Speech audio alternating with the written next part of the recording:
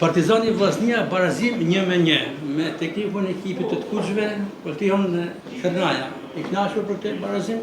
Jo, sigurisht që nuk jam i kënaqur për këtë barazim. Meritonim të fitonim, sigurisht, madje mund të them edhe me shumë gola diferencë, por futbolli ndonjëherë është edhe i padrejtë, nuk fitoj gjithmonë ekipi më i mirë.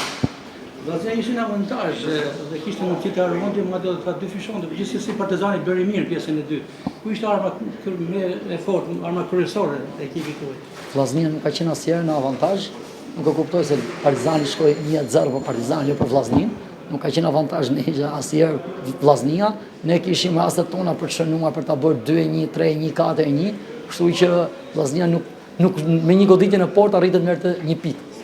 Kërnaja, ishit në avantazh 1-0, kishit mundësi ndoshta edhe të harroni të avantazh, por Vllaznia ju barazoi dhe ju kërcënoi në vazhdimsi. Ju vjen keq që kishit mundësi të harroni këtë avantazh? Ne nuk besoj që na kërcënoi ndonjëherë Vllaznia përveç asaj goditje.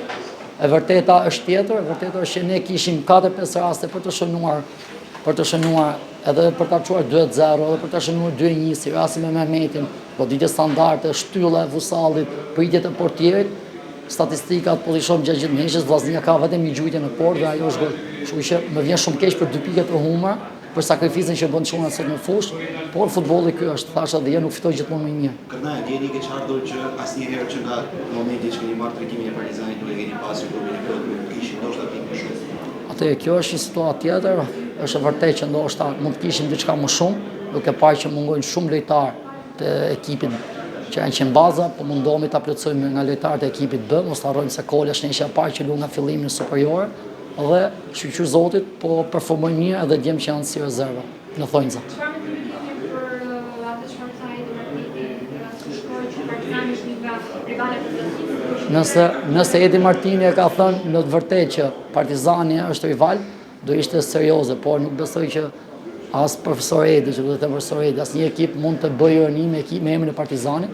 Është një ekip i madh, mos harrojmë shumë trofe. Vllaznia seriozisht po bën një sezon të mirë, por ekipin herën e fundit që dal kampion ka qenë vitet 2000, mësa më e menu dhe kohën e luftës, kështu që nuk mund të bëhet ironi me emrin e Partizanit, emrin e madh të ekipit Partizani. Do të kanë ndërsuar? Sigurisht që po e kanë ndërsuar, se nuk nëse pyeten për një ekip që është 12 pikë më apa, s'ka si thotë është konkurrent në të drejtë.